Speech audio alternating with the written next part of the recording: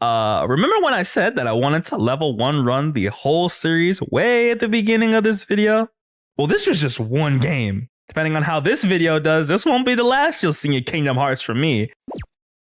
With Kingdom Hearts Final Mix Level 1 conquered and in the books, there's a quick detour we need to take before we can take on Kingdom Hearts 2 at its hardest. That's right, it's time to step into Castle Oblivion, and once we go in, there's no turning back. We're in this for the long haul, ladies and gentlemen. So sit back, relax, and let me tell you guys how I beat Kingdom Hearts Rechain of Memories at level 1. Well, sort of. Now, I know that last statement already left you guys confused. You're probably thinking to yourselves, how can you sort of beat this game at level 1? Well, let me explain. Rechain of Memories is much different from other entries in the series in that this game does not have dedicated growth abilities you can get from leveling up or from just playing the game, meaning that the EXP 0 ability simply does not exist in this game like it does in others, and because you pretty much can't avoid leveling up in this game, a traditional level 1 run is impossible in Chain of Memories. But thankfully, there's a lot that we can do to account for this lack of EXP 0 through the use of restrictions. See, in this game, when you level up, you can choose to spend that level up on one of 3 things: health, card points, and slates. The latter 2 I'll get into in a second. In order to make this game as close to level 1 as possible, I choose to set very arbitrary and at times completely insane restrictions on myself in a game that really does not support it in an attempt to make my life harder for the sake of content. It's kind of like a Pokemon Nuzlocke if you really think about it. Anyway, with this precedent set, it's time to step into Castle Oblivion, which, side note, I have always questioned what Sora and gang did to actually get here. Like, I know Marluxia obviously led them here, but like, how? Like, this doesn't seem like a place you can just get to on foot. I don't know, the answer still eludes me to this day. Anyway, as we head into the castle and Marluxia tries to confuse every 10-year-old that has ever been found playing this game, we head into our first world of the game, Traverse Town, where Marluxia and Squall explain the basis for the combat of this game, that basis being the card system. Yeah, remember all that interesting stuff about revenge values and desperations that I mentioned during my Kingdom Hearts 1 run? Yeah, throw all of that out the window. We're playing Yu-Gi-Oh! Now.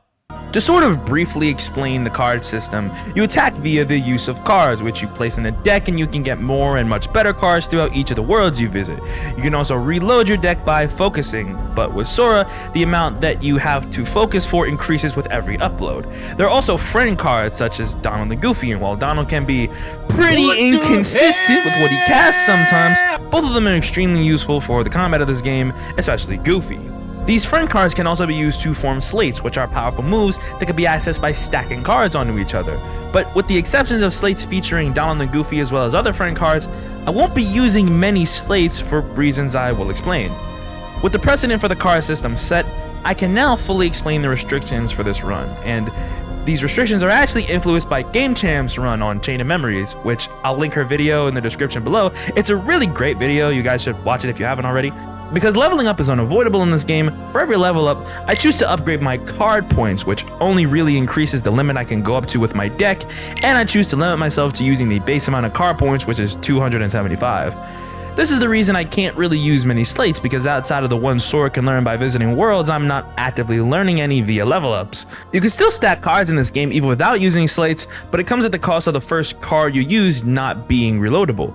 Friend cards are the exceptions to this since they aren't a dedicated part of your deck and are more of a drop, which you can take advantage of to get quick heals or hits without actually losing cards.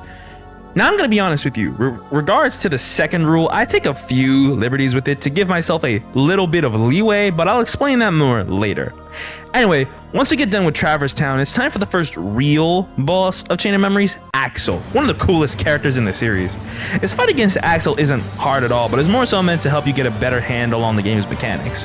Axel's attacks mainly consist of him throwing his chakrams at you with teleporting alongside his slate firewall, but these are pretty easy to deal with. You can easily dodge through his chakrams as well as break his firewall with a 0 card, nothing too major. With Axel defeated, he gives us access to our next set of worlds. Now since the worlds of this game are mainly just worlds from Kingdom Hearts 1, I'll only try to mention the worlds that contribute more heavily to this run in order to save you and me some time here. With this in mind, heading to aggro first allows me to get the Attack Bracer card, one of the best and most important cards in the game. The Attack Bracer card makes it so that no one enemy can break my attack once my attack cards have already been set. This is basically a staple to the deck from here on out. The game mostly consists of me collecting map cards to progress through worlds, as well as opening Moogle rooms in order to acquire better cards while still adhering to the 275 card points limit for now. With all that being said, we complete this first set of worlds, acquiring high jump from the Monstro world along the way.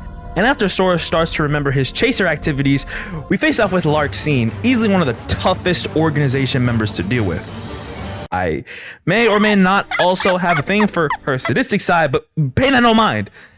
Anyway, due to the speed with which she attacks, not to mention the hitboxes of her attacks themselves, along with her gimmick revolving around lightning, she of course brings it down on you for one of her attacks, which is really tough to dodge because of her lingering hitboxes. She also throws knives at you, which you can jump over, but it's not as easy as you would think, given how fast her attacks actually are. She also attacks you directly, but dodge rolling when she tries to attack you will cause her to stop as she tries to attack you again, and by dodge rolling the second, you can cancel out her attack completely. She also has two slates, Megavolt and Teleport Rush, the latter being the scariest of the two. Megavolt is easily breakable with a 0, but with Teleport Rush, because she gives you 0 opportunities to breathe, I basically stand no chance and only really got lucky dodging it during my winning attempt. This first fight with Larxene is basically a dog fight, each of us trying to kill the other before the other kills us. I get a really lucky goofy smash on her, then make use of Attack Bracer here to get some early damage, consistently on the back foot trying to heal due to her lightning attacks. And eventually, she ends up decking out, meaning that she has to reload, giving me the opportunity to reload as well. But I also get the opportunity to attack her. Once she gets low on HP, her direct attacks gain more properties, making getting attacked even scarier because now she has a full combo off of one card? But eventually, after just dogging out with her, we eked out a W, meaning we could finally move on after countless attempts. I did this with 12 cards, by the way. I deserve some applause for that alone, because god damn, man. Beating Larxene gives us access to our next set of worlds, and side note, isn't it funny how I skipped Atlantica in my KH1 video only to be forced to do it to progress the story in this game? The more things change, the more they stay the same, don't they? Even funnier, it's in Atlantica that I get my first key to rewards card, which will be useful later on in the game. This must be God telling me something, huh? Anyway, after getting done with Atlantica, oh my god, it's time to fight my demon, Riku, who has somehow fallen even deeper into his E-boy arc than he was at the end of Kingdom Hearts 1. I mean, look at this! Go home, Sora. I'll care for Naminé. Anyone who goes near her goes through me! What's wrong with you? We're supposed to be friends! Please, Sora.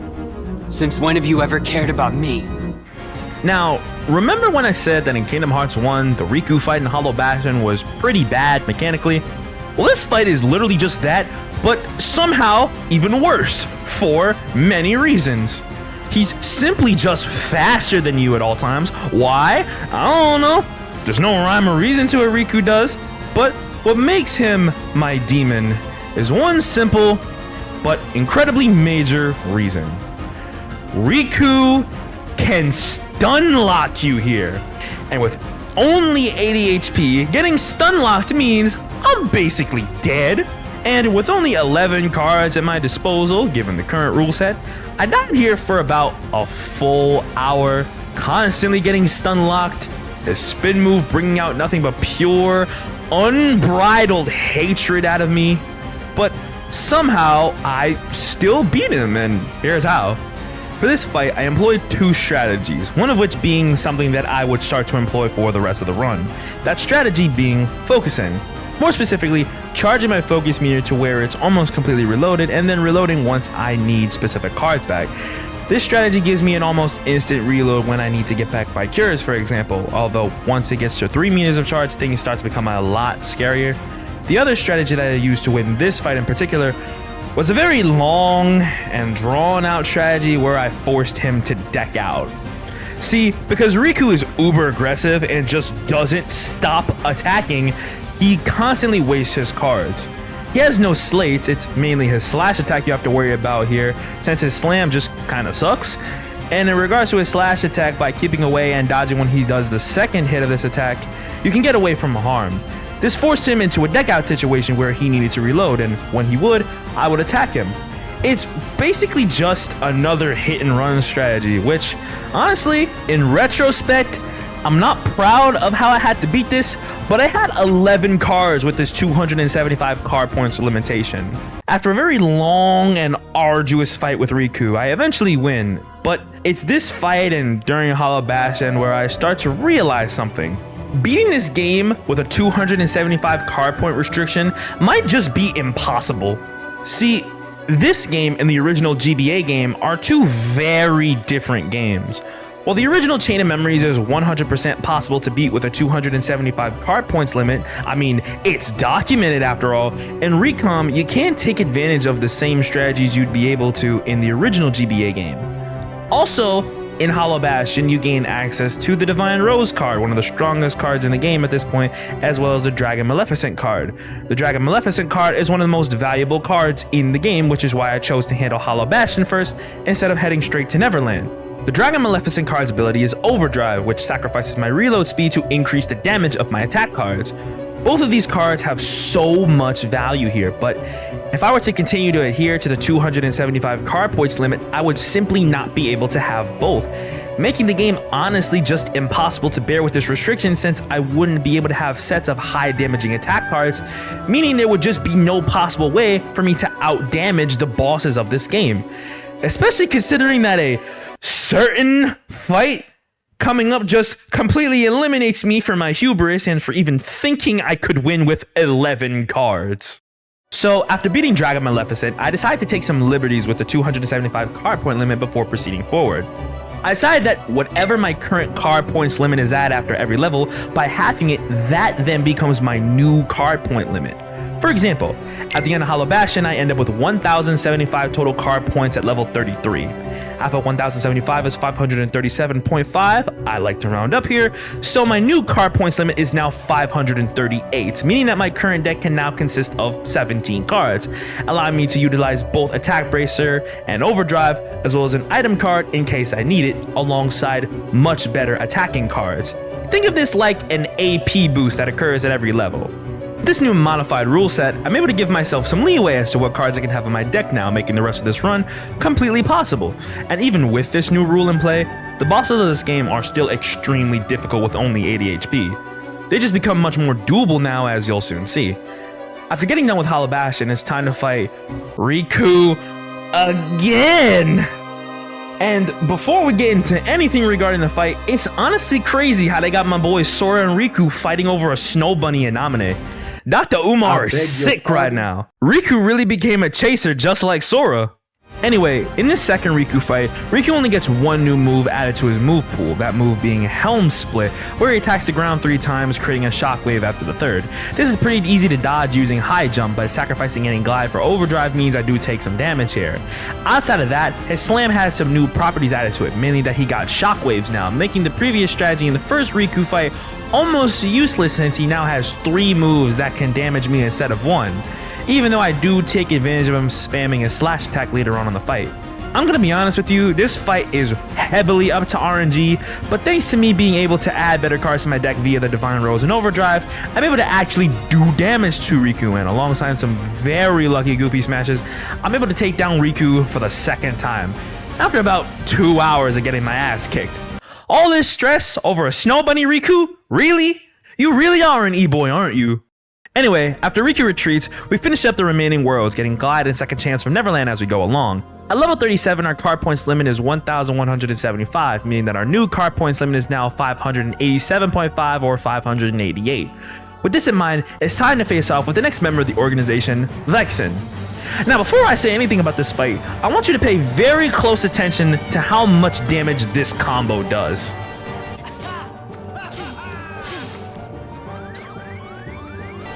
Yeah, this is where we're at now. This single combo is honestly the most dangerous thing about Vexen, even factoring in his 2 slates with freeze and ice needles. Dodging freeze is piss easy. I like to wait for when he raises his hand to dodge roll, and that's just a slate wasted for him. He introduces his other slate ice needles later into the fight, which can be a little tricky to dodge, at least for me. Originally, I thought you were just supposed to run away to dodge it, and like, I remember doing it myself, but when I tried it, I just got hit anyway. So I decided the best way to dodge it, at least for me, was to high jump and glide away, and most of the attack wouldn't hit me that way.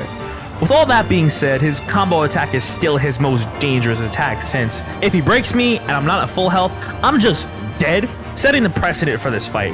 The strategy for the fight is the same as many others. I use overdrive and set up a reload so that when I heal, I can instantly get that cure back so I can heal again to get back at full HP. With my current card points limit of 588, having 2 high level cures means going over the limit, so I won't do that. And I know what you all are thinking. Vexen's weak to fire. Put fire in your deck. Fire is his weakness. See, I would, but I can't. Card points limit, remember?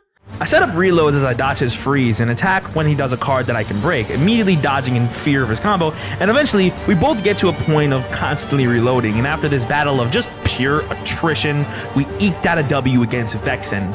Our next world following this is Twilight Town at level 39 with a card points limit of 1,225. Our new card points limit is 612.5 or 613. Also, hey, I can actually put those fires in the deck this time. We're so back right now. The reason that I put these fires in my deck is because the boss of Twilight Town is Vexen again. Oh boy, I just got done fighting you. Oh well, this shouldn't be too bad, I suppose.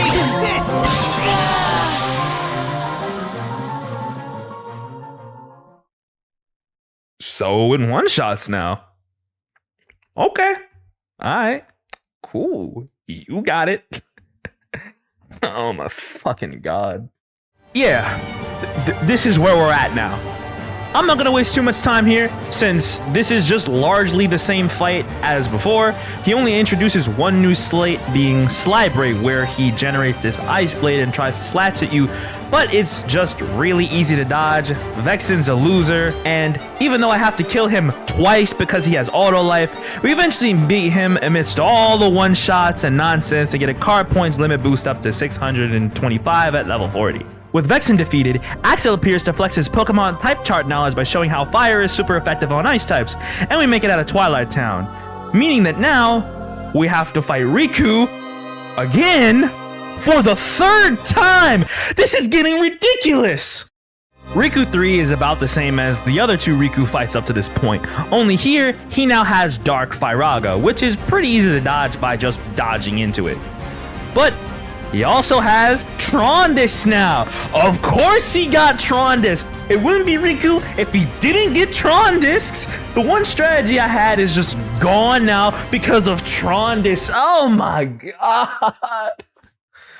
god. Anyway, to be honest with you, I didn't even win just by being better than Riku. I won because I got lucky with getting friend cards and Goofy smashing Riku until he died. Moral of the story here, folks, is if no one's got me, Goofy's got me. Can I get an amen? With Riku defeated for the 3rd time, Sora definitely makes Gangstalicious sad here by choosing his girl over the homies, as our next world is Destiny Islands, which grants us the Oathkeeper card, one of the most damaging cards in the game. Now here, we have no friend cards, meaning that everything that built me up before is just not going to work until we get them back. We eventually face off with Darkseid and I think you know the drill here, who has never beaten me a single time in his life. With Darkseid beaten, we make it out of Destiny Islands at level 47 with a card points limit of 1,425, meaning that our new card points limit is 712.5 or 713. And the next boss is Riku for the 4th time. Let's go! Yeah, we encounter Riku again, who's on his "it should have been me, not him" vibes, meaning it's time to square up over a snow bunny again. Dr. Umar is fighting for his life over here, man. So yeah, oh brother.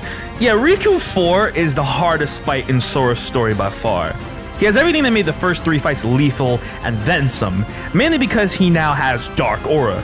Now normally, this wouldn't be a problem for me, because if you remember what I said about Dark Aura in my Kingdom Hearts 1 video, I said that. Fortunately for me, I am good at the game and I can dodge it every single time. I am just like that.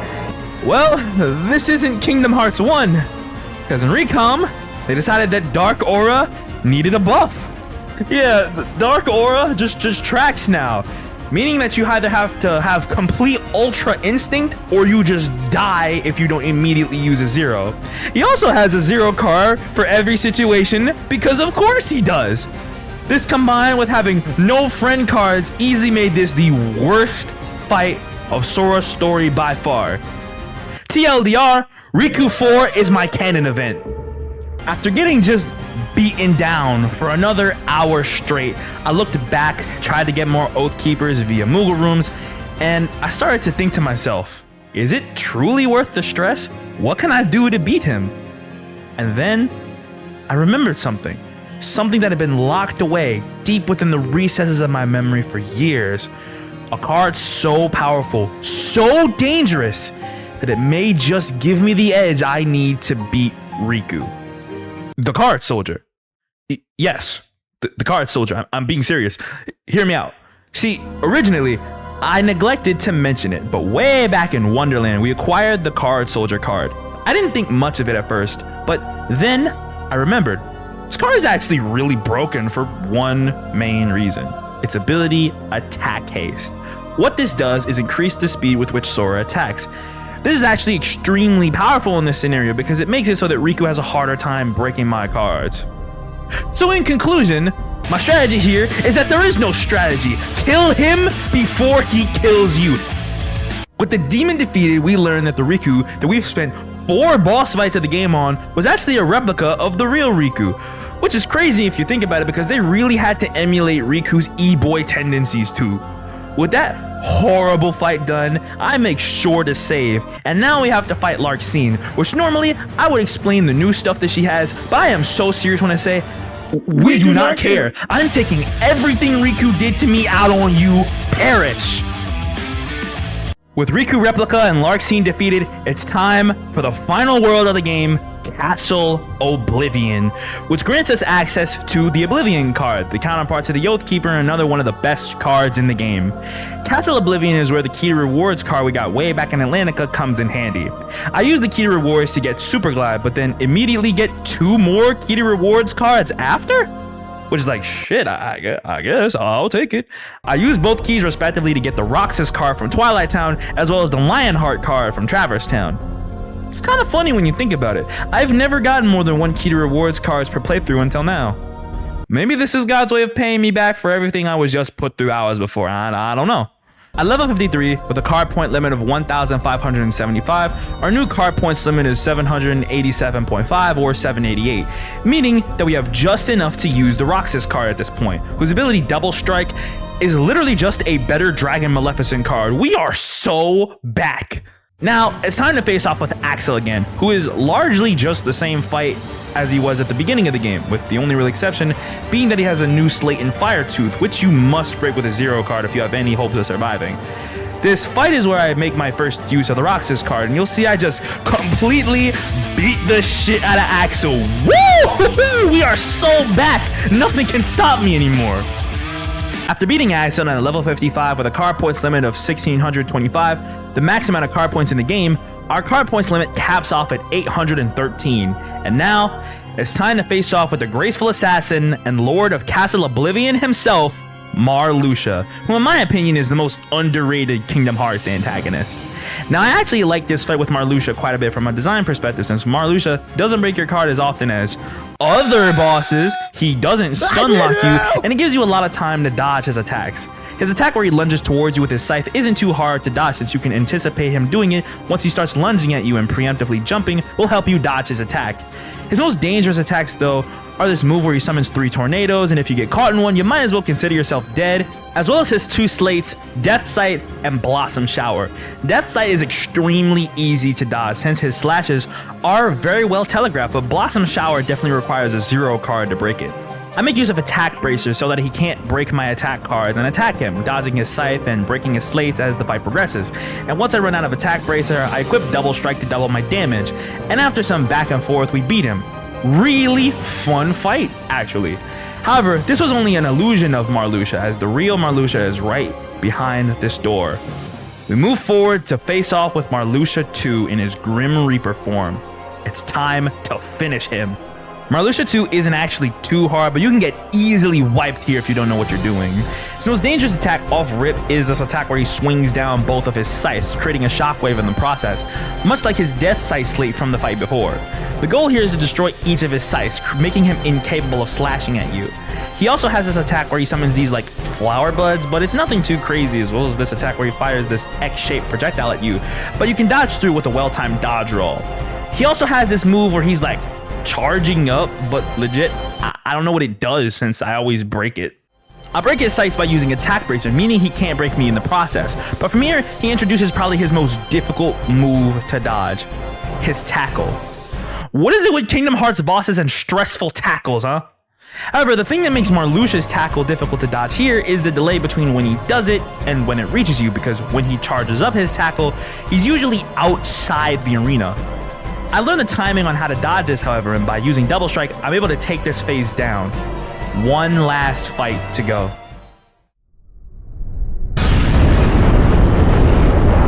Your hopes are doomed to the darkness.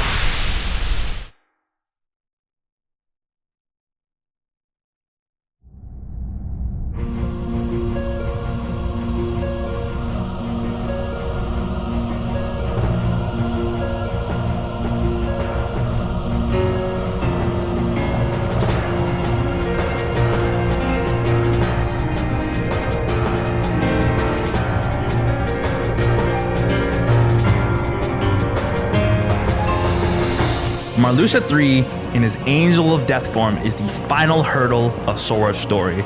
Because of the fact these two fights happen back to back, this is definitely the scariest fight between the two.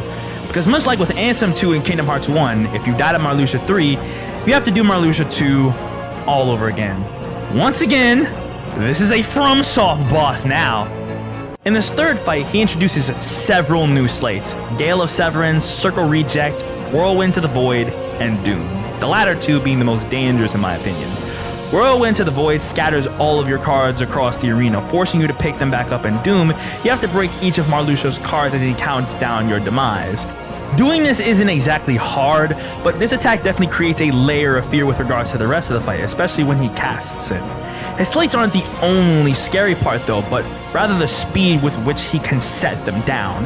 Attack Bracer helps here immensely though, since it stops him from doing certain slates since he lays them down so fast, and by using Double Strike, I'm able to do enough damage to finish off Marluxia for good after some close calls.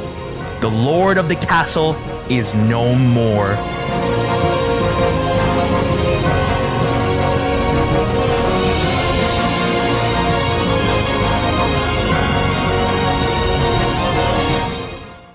But if you thought we were done here, you're dead wrong, because now we have to play as Riku, which, I'm gonna be honest with you, is just way more fun than playing as Sora, at least in this game. Now, compared to Sora, Riku has a noticeable amount of differences to his gameplay. For starters, you'll notice that Riku doesn't actually build his own deck in this game and is instead completely different depending on what world you go to or what boss fight you encounter. However, the quality of deck that you get varies between worlds, because the deck you can get can either be really good or entirely terrible. I hate you, Wonderland! But nevertheless, this makes Riku's story a lot easier on me off the bat, because now I don't have to focus on restricting my number of cards, since Riku's deck is simply what's given to him. He also doesn't have to charge up his focus meter to regain his card, as instead completely instantaneous, which is just amazing, because now I don't have to spend 5 years charging my cards like with Sora. Riku does have some drawbacks to his gameplay though, mainly him not being able to heal on his own, save for using Mickey cards, which not only act as quick heals, but also has a free reload and as a stun to enemies.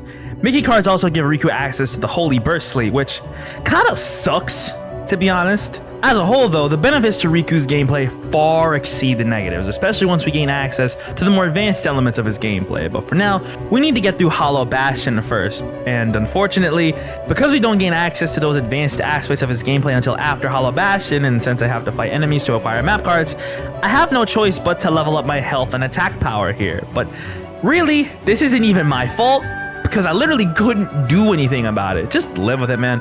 Think of this as like an HP or attack up item, like in Kingdom Hearts 1 or 2. I deserve at least a little more leeway than what I've chosen to grant myself, okay? My HP is only up by like 45 points when I'm done with Hollow Bastion. The difference is like minuscule at best. Anyway, like with Sora, beating Dragon Maleficent grants us her enemy card with the overdrive ability, but having it this early in the game makes things so much easier, especially since Riku's charge can't be slowed down since it's instantaneous. Also, because Riku's deck doesn't have a card points limit and his deck is what you get, Riku is able to make use of all the enemy cards found from bosses throughout the worlds, which is just, thank you, God, you've chosen to give me a little bit of joy here. Anyway, we leave Hollow Bastion and encounter Ansem, who is not voiced by Billy Zane this time, but regardless, it's here we're introduced to the 3 mechanics central to Riku's story: rapid breaking, duels, and of course, what you've all been waiting for, dark mode. Rapid breaking is as it sounds. You break an enemy's card the second it's put down, which is a central element to Riku's gameplay since it increases the amount of dark points he gets, allowing himself to access dark mode easier, which is what you want to be in at all times. Duels are about what you'd expect. Your opponent puts down a card, meaning you either have to match that card number or use a card with a higher number to break it. And completing a duel allows you to do a pretty powerful follow-up move and can actually cancel out any slates the enemy does once you initiate it. But overall, I have a pretty complicated relationship with duels since despite the effort you put in to win them, they tend to be pretty inconsistent damage-wise. So overall, I don't make much usage out of duels until much later in this run, as you'll eventually see. Finally, Ansem gives us access to Dark Mode, which is honestly the real reason I prefer playing as Riku over Sora, because with Dark Mode, you get access to the same attacks that Riku Replica had on top of his slates such as Dark Firaga, Helm Split, or in Riku's case, Dark Break, and last but certainly not least, the legendary Dark Aura. With Dark Mode, we also get a much needed upgrade from Holy Burst, Inverse Burst, which can confuse enemy and actually goes on for longer than 5 seconds. We also get this upgraded dodge in Dark Mode, as well as this light skin ass double jump. Like, bro, where is this coming from? With Dark Mode acquired, the restrictions for Riku's story can finally be set. Almost like with Sora, I'll be investing all of my level ups into Dark points from here on out. Though I don't restrict myself to not using Riku's slates since they're already built in, much like Sora's slates with Donald and Goofy. Don't take this away from me, I deserve this. Ansem gives us access to our next set of worlds, so much like in Sora's story, I prioritized getting Attack Bracer first, then head to Neverland after to get Second Chance. And after completing these 2 worlds, it's time to fight Vexen again, who is basically the same fight from Sora's story, so there's no real need to explain what he does again. Now, unlike in Sora's story where Vexen could easily one-shot me, he's actually piss easy for one simple reason. We have Dark Mode. Remember how in Sora's story, Riku Replica could stun lock us with his attack cards? Well, this is where the fun starts. Everything that Riku Replica did to me, I can do to everyone else. Once the fight starts, I make sure to dodge any attacks Vexen throws at me, and then set up Rapid Break so I can instantly enter Dark Mode. Activate Attack Bracer so he can't break my attack cards, and from here, I just stun lock him to death. Yeah! We are so back right now. With Vexen out of the way and by completing the remaining worlds, Riku Replica appears, flaunting that he's better than me because he embraces his e-boy tendencies while our Riku tries to run from them. With this difference in e-boy ideology, it's time to fight Riku Replica again. Leave me alone. Riku Replica is about the same as he was in Sora's story. Uber aggressive, much faster than you, and can completely stun lock you. Only this time, I can do everything to him that he did to me. The hardest part of this fight is actually getting into Dark Mode, but once you can actually get into it, we can do the same thing we did to Vexen. Yeah! It's not fun now, is it? After winning the fight but losing in the cutscene, I hate it when they do that. Ansem gives us our next set of worlds to go through, one of which being Wonderland. Guys, whose bright idea was it to give Riku only 9 total cards for this world and none of them go above a 5? Oh my god. After completing this next set of worlds and seeing a cutscene of Riku Replica being forced into a chaser, we face off with Lexaeus, the first organization member that's specific to Riku's story. Lexaeus isn't really hard, but can definitely end you pretty quickly if you aren't paying attention, given that he's the power type of the organization. His attacks aren't that hard to dodge, and he usually does his attack where he throws his axe sword thing. You know, I never got what this was. Regardless, dodging through it is pretty easy, nothing to worry about there. What's most dangerous here are his 3 slates that he uses: Impact, Quake, Rock Shatter, and his most dangerous slate, Ground Impact. Rock Shatter is the least dangerous of the 3 in my opinion, as he generates a group of rocks and shatters them in all directions, but it's pretty easy to dodge. With Impact Quake, he slams his axe sword thing into the ground, causing rocks to appear, which is extremely dangerous because of how you can get locked down and take a lot of unnecessary damage, so try to break it with a 0 if you can. Finally, his most dangerous slate is Ground Impact, where it creates a shock wave that covers the entire arena, so unless you break it with a 0, you're just going to get hit and possibly die. The thing that ties all this together is his charge move, where he gains super armor. Think of this like how in the Budokai Tenkaichi games, Broly has super armor. However, we can use this to our advantage, because he has 2 stages of charge, one where he can still take damage, and his second level of charge where he can't.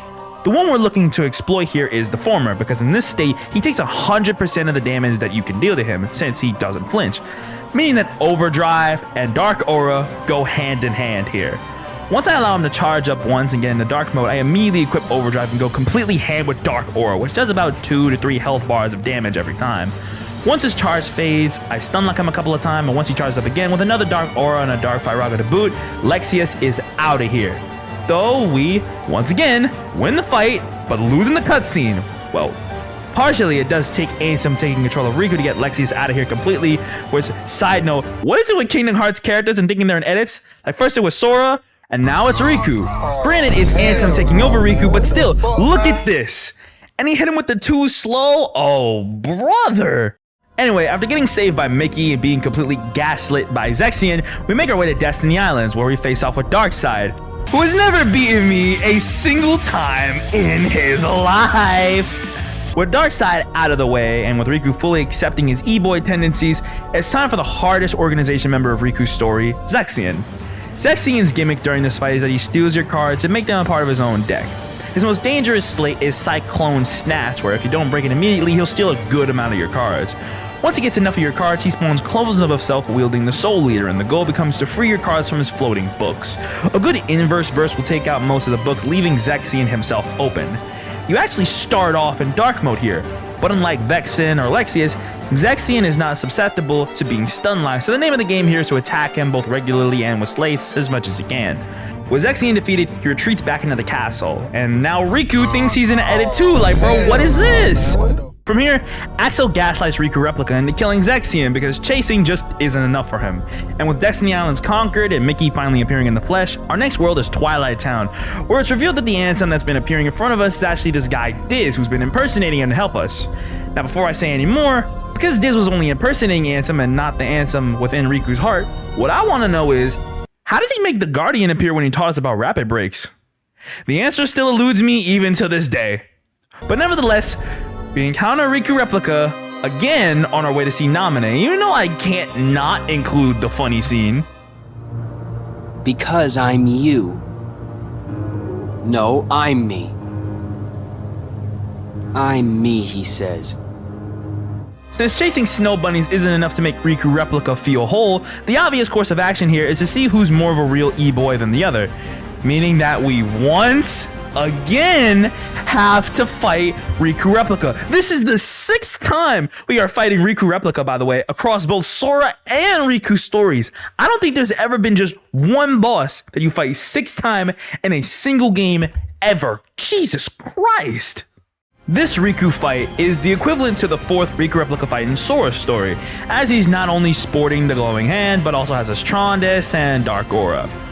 Fortunately for me, this isn't Sora's story anymore, because once again, we have dark mode, and just like before, once we actually get into dark mode, all the pain, agony, and frustration he put me through, I deliver back to him tenfold. Yeah!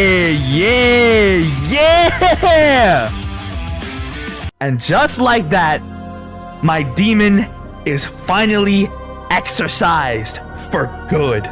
With newfound determination, it's time to make our way to the final world of the game, once again, Castle Oblivion, where we face off with the Seeker of Darkness himself, Ansem, who is basically just Ansem 2 from Kingdom Hearts 1, but worse?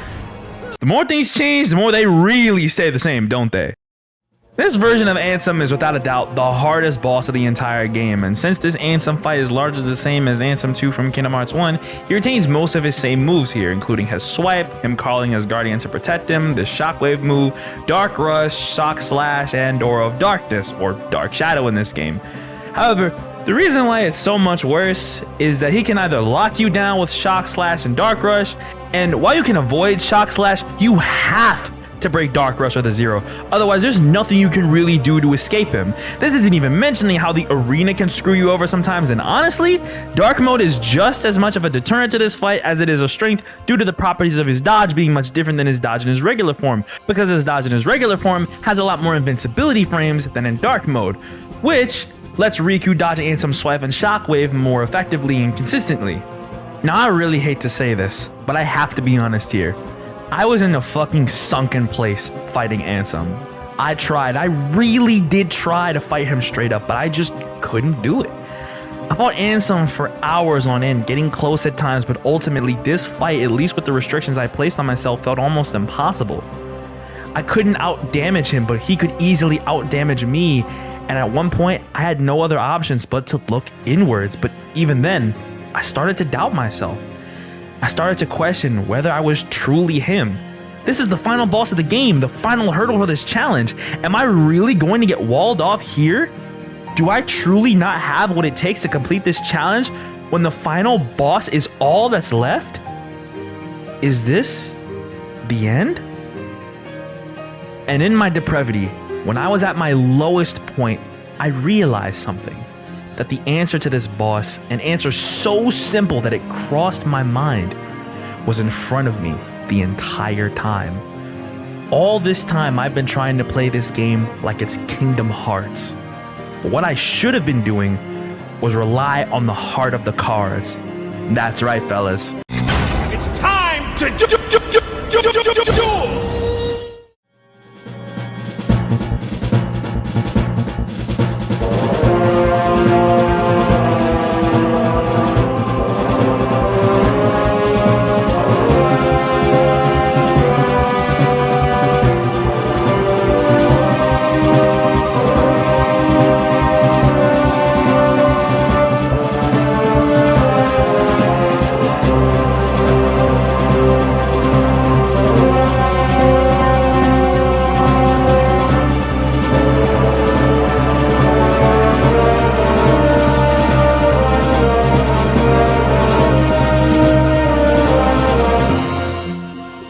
What is he doing?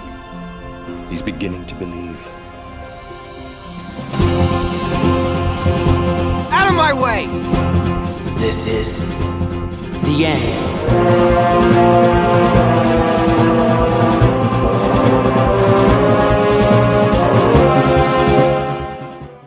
Bet you didn't think I would win that way, huh? This pseudo level 1 challenge I did was in so many ways worse than Kingdom Hearts 1 level 1. At least with Kingdom Hearts 1, I was actively learning more about bosses that I lost, as you do with any hard boss, but with Chain of Memories and with these restrictions, my losses were less of something that could be attributed to me not knowing about the game's mechanics, but the game's mechanics not being properly balanced well enough for a run with these types of restrictions, at least in my opinion. I mean, you guys saw with Sora, I had to give myself some leeway with these restrictions, because if I didn't, I wouldn't have even gotten past Riku 2. To be honest with you, I still don't know whether this challenge was truly worth it. I don't think I'll ever know whether it was worth it or not. Despite all the hate and newfound trauma that I found with this run of Chain of Memories, I don't think I can find it within myself to truly hate this game, mainly because of how well it sets up Kingdom Hearts 2. Ansem got me pretty close to fully hating this game though, that was almost my breaking point.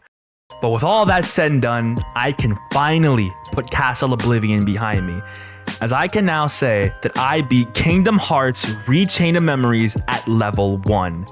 At least, sort of. And with this little detour taken care of, it'll soon be time for what all of you have been really waiting for. But this is definitely happening sooner instead of later, because if I hear the word darkness again right now, I'm going to have a stroke.